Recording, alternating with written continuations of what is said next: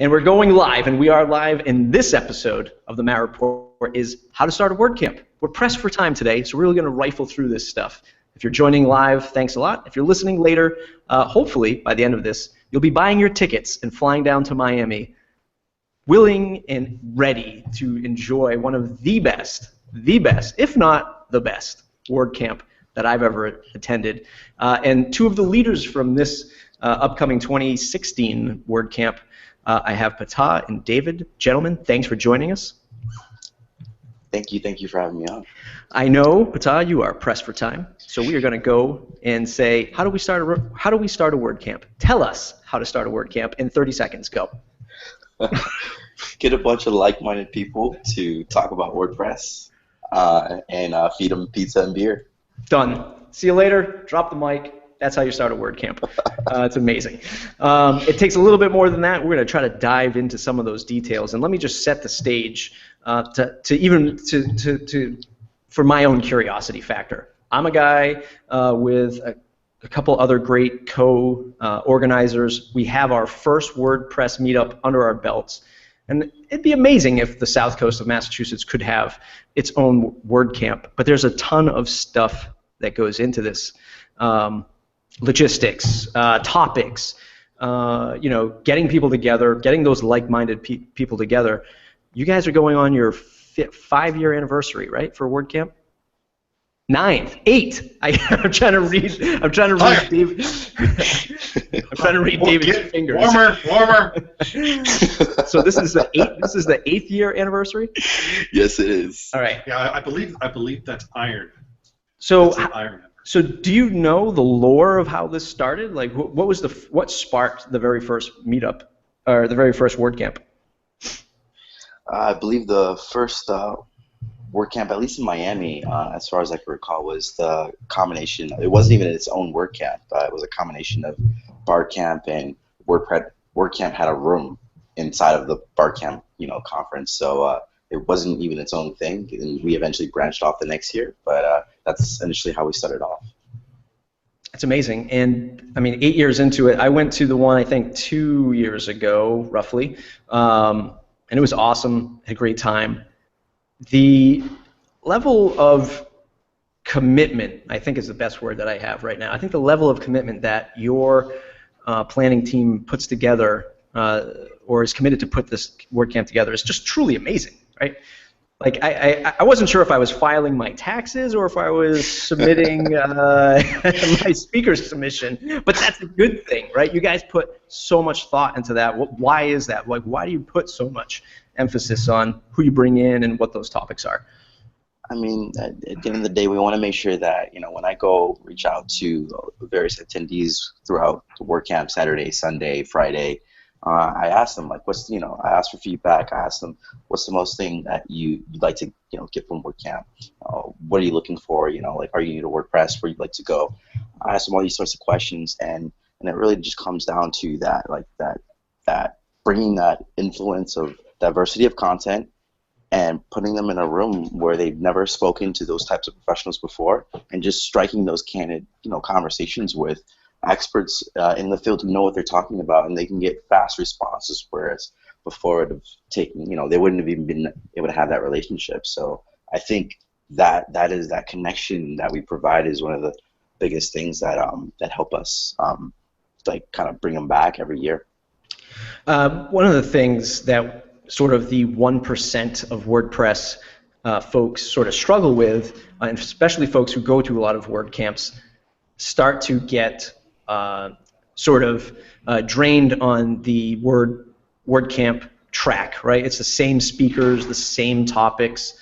What do you guys do differently? And I think I might know the answer to that. This year, I think your theme might be sort of the JavaScript thing because of the stuff that came out of State of the Word. But over the years, like, so how have you guys sort of strategized around that sort of fatigue of a WordCamp? Well, I think I've been involved a lot with the speaker selections and stuff like that. I think we know what it's like to go to multiple WordCamps, and Patah and myself probably spend more time in the hallways than we do in the rooms, and to some level you really can't get away from that because the WordCamps, you want them to be for the local community, and a lot of those people don't have the chance to go to the WordCamp, so it's still kind of new to them. But to keep things fresh, I think for the last couple of years we have kept trying different formats. Like there's a certain expectation of structure of like how a WordCamp's supposed to work. You don't want to make it too radically different, or at least not we don't anyway. What we have works. But like I think last year we used to have a user track, but we kind of threw that out. We did a dedicated how-to track, so like how to like do your SEO, how to do this, and then people provided like worksheets and stuff like that for that particular track for the people that were there. And the JavaScript thing this year, which as soon as, I think hopefully starts a trend for the rest of the WordCamps. I hope to see more WordCamps have a learn JavaScript deeply track. I think ours, like under the circumstances when Matt announced that we were just wrapping up speaker selections for Miami.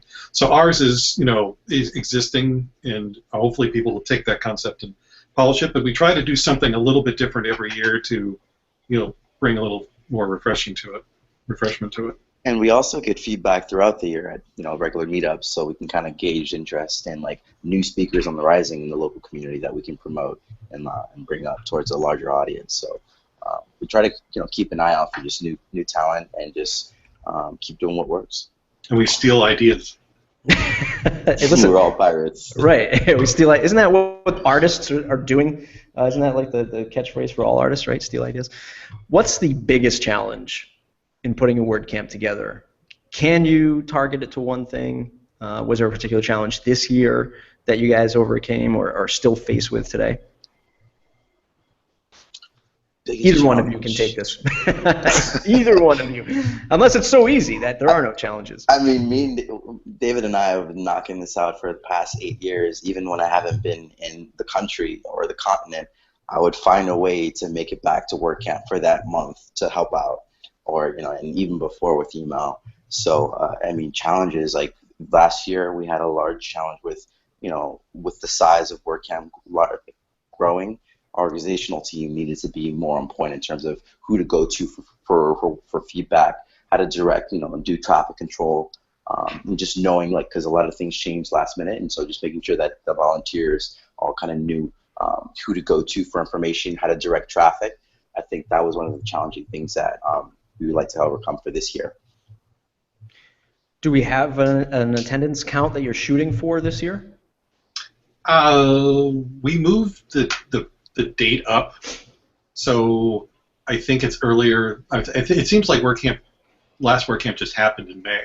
I think we're still shooting for the same general 600 to 700 count this year. Wow, that's amazing. That's great. At least in ticket sales and stuff like that. I think anything above, for us, I think for Fatah and myself, anything above 500 is acceptable. I think there's, it shows that it could fluctuate. It does fluctuate year to year, but once we reach that number and above, it just confirms again that there's a strong WordPress community here, in terms of things, and it gets harder and harder every year to schedule these things that doesn't hit some sort of other event happening. But yeah, the rise of Miami, the Miami tech scene, which is out of the WordPress ecosystem, which plays a larger part of Miami, has been rising.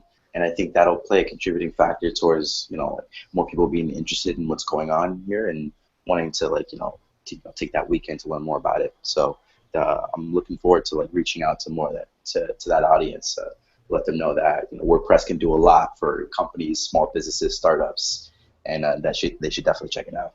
And we've invited more. We've actually done our kids, or have expanded our kids family-friendly type of message, so kids can get in free, and we're even giving them their own swag bags with their own coloring books, so I think the adults will steal them.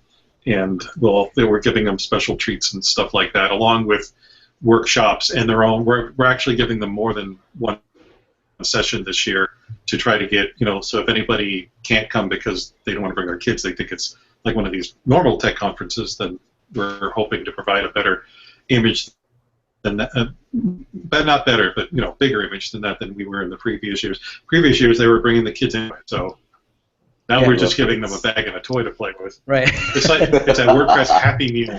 I was just gonna. It's a Happy Meal. Just gonna say. Happiness meal. Oh my God. Oh, it's coming. It's coming to me now. I'm birthing it. Oh, there we go. All right. All right. So, So I want to kind of talk about that. This is pretty amazing, right? So kudos, hats off to you folks to sort of introduce a new layer of community to WordCamp, right? So it's not only our folks like you and I and people listening to this who are going to go down there and learn our WordPress ways, but now you are sort of reaching out to folks who probably don't know what WordPress is, but maybe they're going just to bring their child to learn technology, right, and get kind of exposed to this kind of either open source community or just technology in general. So that's amazing. Good job. Where do you see WordCamps really giving back and just being something totally different than another WordPress meetup just to go learn WordPress? Like, do you think other WordCamps are going to follow suit? Are there other avenues to this for like nonprofits to come and learn different things or experience different things? I don't really know how to phrase it because it doesn't really happen right now, but things like giving back to children and so on. Do you see that going more? I hope so. I think I've started to see it. Like I saw the WordCamp for Kids in Phoenix a couple of years ago, and that's where we got it from. So we weren't the first, and I think I'm seeing in more Tampa and Orlando, the more kids things are happening over there. So I definitely think it's spreading. Yeah, and I definitely wouldn't. I think over the years, WordCamps is definitely it's matured and formalized in terms of what it is and what it's going after in terms of its audience and its foundation of like, all right, we're GPL based. This is our boundaries of what we want to focus on. So there's that constraint, which is good for creativity. So kids fall into that play. But I'm wondering what else is next to kind of like provide that next element of making like WordCamps new and fun again. Versus an alternative camp. Yeah, I'd love to see WordCamps as, at least in my opinion, in my part of the country, a way for folks to come and learn the skill of using WordPress to start their own careers, like we all did. So, what do you think more about like more in-depth workshops? Like, so taking that more seriously, it seems like that seems to be more of a trend coming recently with the foundation. Yeah, absolutely. I think that if there's some educational structure for folks who don't have jobs and are seeking jobs, and on one hand they're willing to learn new things like this, hands down, I think that the stuff that organizers like you and even small time people like me who just had their first WordPress meetup can really start to push that kind of movement. I think that would be tremendous.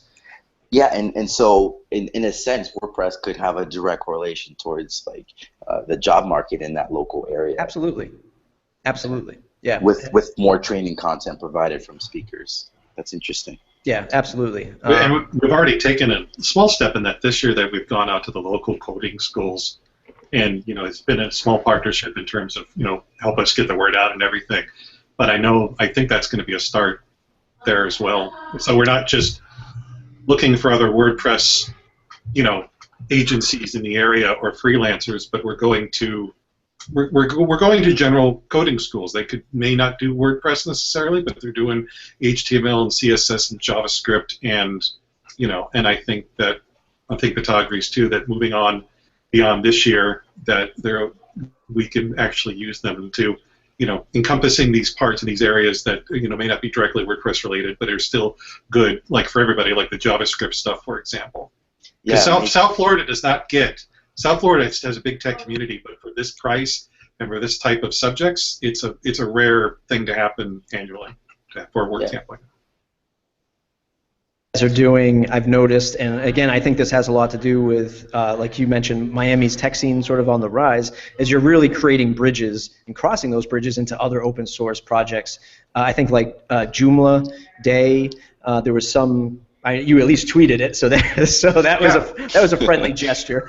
But I mean, what else is going on in that space? I think you have a PHP conference that you kind of bleed into a little bit maybe, and so Buddy Press stuff. Adam Cope, he's the lead organizer for Sunshine PHP, which is also taking place in February. Great conference. I was there a few years ago, and they bring in like the home hitters in the PHP community and the greater PHP community, like Kyle Evans, which is a great guy.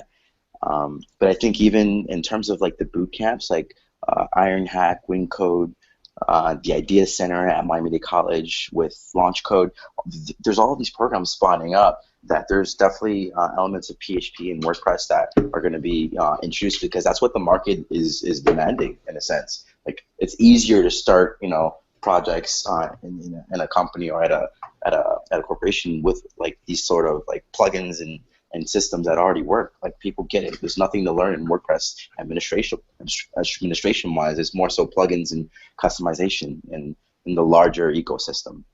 And we care really much about the next generation too, even those that are not going to coding schools yet. Those are still in high school or even younger. That's why we're doing a kids panel on Sunday, and why we're bringing the kids in, because the WordPress has a tremendous lead now, but we want that mind share to be in that next generation, because those are the people that are that want to learn these things, that are going to the coding schools and asking about WordPress. And we want this to be something that we're going to be carrying on to the next generation. I think that JavaScript's going to have a lot to do with that. So, great sort of marketing strategy too, because as we probably all, I think my first CMS was like Post Nuke or PHP Nuke, whatever it was called, right? And you're kind of learning these CMSs as you go. So maybe somebody's out there and they're using Joomla now, but maybe eventually they say, I want to sort of level up and go to WordPress, or maybe I just don't want to use Joomla anymore and I just want to go to WordPress. So it's kind of good to have good standing and not just sit there and say my CMS is better than your CMS.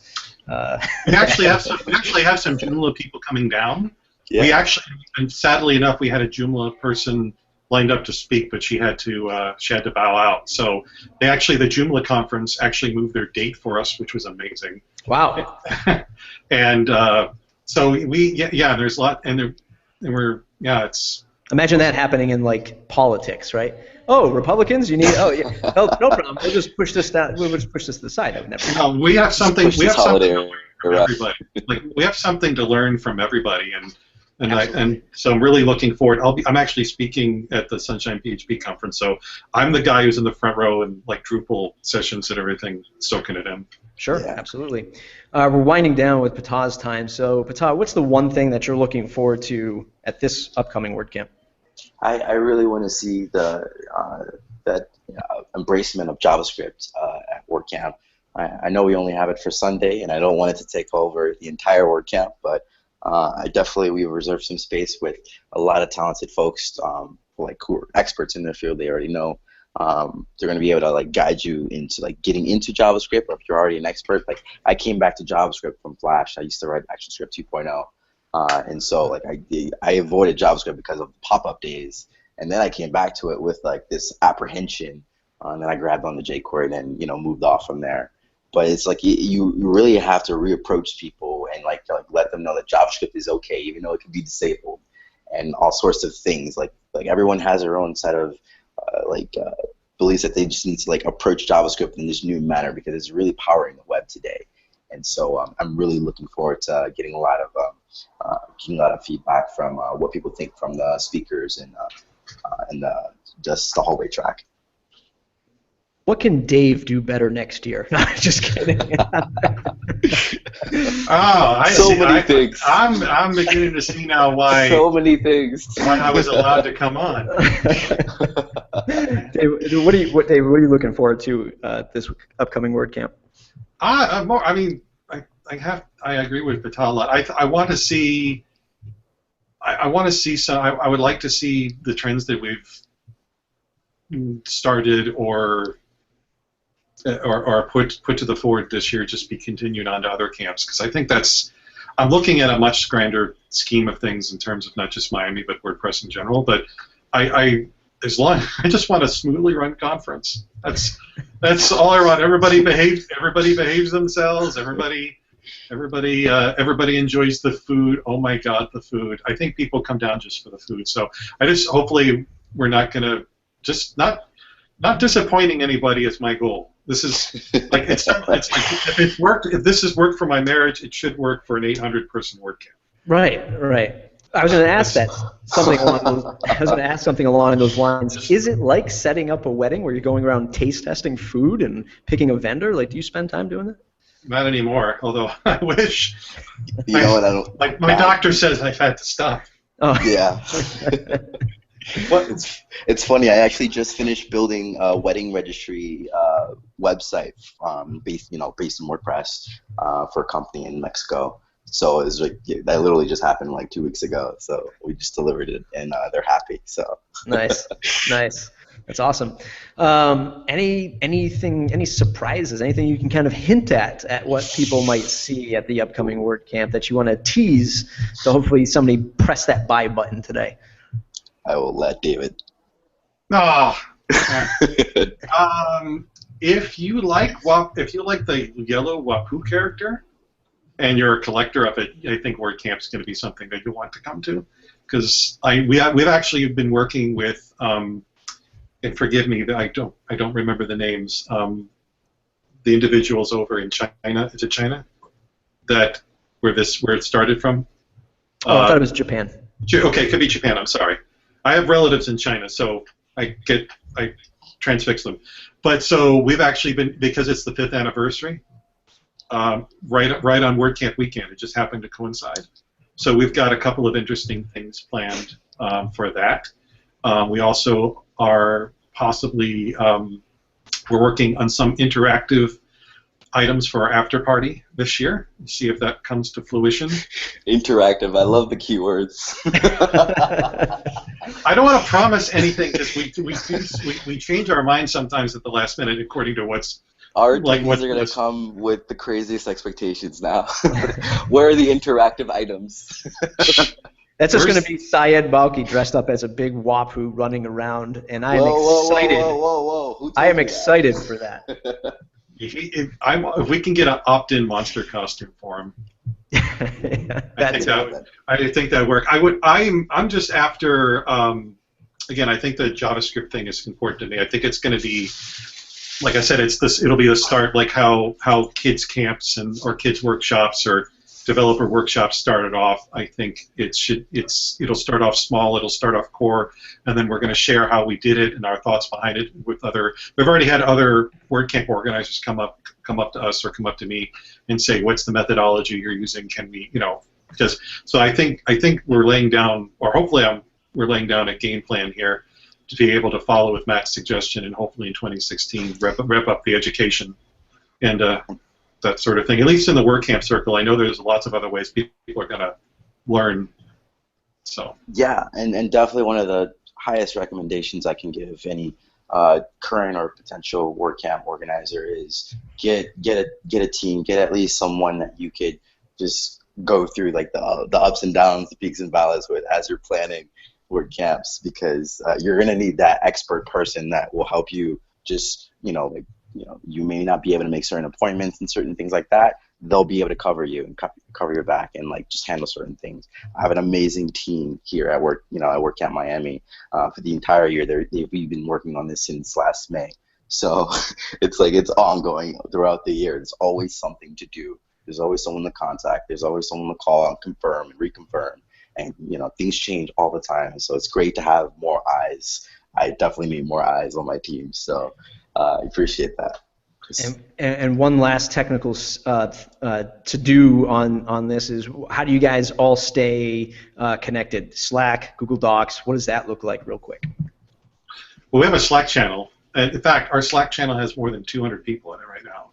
Wow. I think that's the most surprising thing this year in terms of how many people have gone into Slack and talked about with other attendees, but we communicate through Slack, and we also use, obviously, Google Docs for more of the structured stuff.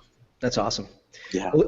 Listen, we're battling the clock. I'm battling the sun at the co-working space that I'm at. I'm battling this breakfast.